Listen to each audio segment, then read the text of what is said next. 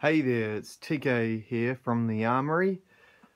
Thought we've got a few minutes here before the band arrives today, so I thought I'd do a bit of a walkthrough on what we're doing. We've got Grey Skies Over Rapture. They're in here doing a single, and this is the house kit. This is the modern kit. Let's come back so you can see it. This is just a Sonor 12, 16, and I think a 22. And what we've got here is some vintage Neumann KM, I want to say 83s. They might be 85s, I can't remember. The other one's the built-in roll-off. And they're beautiful. They've just got a real nice mid-lift that when you get them on the right spot, just makes the cymbals sound a little bit like thicker in a good way, rather than thicker like pot lids. It's more like thicker like nice cymbals should sound.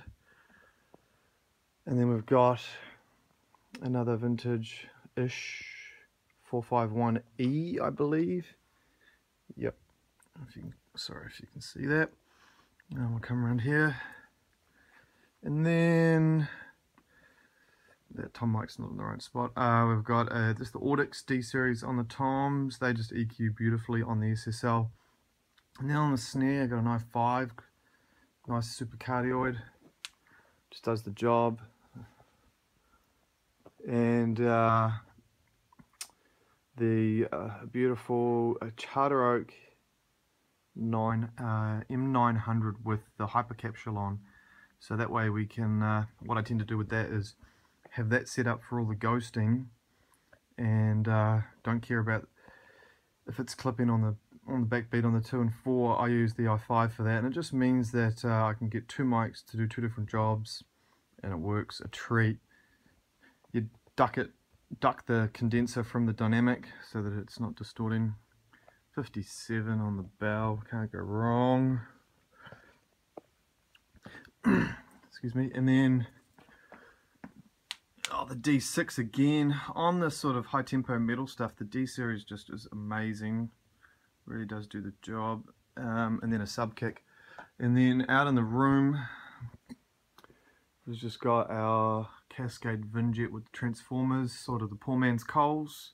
They actually sound pretty much identical. And then another figure 8 right up the back there, which you just destroy with 1176. And then actually the one that I've missed is a Royer up in the roof. You can just see that. I have that permanently mounted up there for a mono. It sounds fantastic. And we're going to do this live today, so we've got Andrew sitting here. Ben is going to sit, or maybe Josh actually, bass player there. And another chap over here. I'll take you through into the control room. Show you what we're doing in here. So, all on the SSL. Do use outboard preamps, but we come back in and flick the channel into line so that we can control the level, get that little bit of that SSL saturation through all of the electronics, and then you can also EQ and recompress if you need to add just that little bit more protection. So we're running off the monitor faders. You can see it all there, all the way down, and then subgrouping in Pro Tools just down to the mix scenario. So all the cymbals get summed down to a pair, except for the hats. Got to have some control on those for automation. Kicks, snare again, toms. I mean, usually when there's more toms, it gets summed down to a stereo pair. Rooms, the far room, and then this is just for tracking on the guitars and bass. We'll probably relook at how that comes back in. But in terms of the outboard, hats are going through the 511 Rupert Neve, which is one of the most flexible preamps there are, in my opinion. Drums are kind of using a lot of Neve color, even though this is sort of highish tempo metal. The Neve still can give you a little bit of that low end punch. Sometimes on the metal it's a bit too slow. They've got snare condenser. the monoclose, the Roya up in the roof. They're both in the Shelford. Snare up and down. Yeah, just the punch you can get from those Neves. Kicks are all on the SSL. The far rooms on the 5 API. Excuse my handheld, it's a bit wobbly. Oh yeah, and then a beautiful pairing I use a lot is the Neumann's for the overheads into this Manly dual vocal comp. It's something about this EQ just really works well with those mics, just gives you that really lush cymbal sound when you've got good cymbals, of course. And then what have we got over here? Oh yeah, out of the Neves into the distresses for the snare. Oh, that's lost its setting.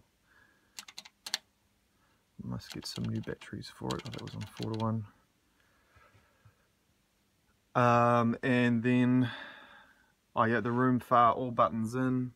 Can't quite see that in this light, although it is turned off. I usually have it around there. We haven't quite finished setting the drums up. And that's about it really. So just a little bit of Neve on the snares in the rooms, 511 on the hats, API on the room far, and snare on the condenser, and should be fun. Hope everyone has a good day recording or relaxing. Take care, talk to you soon.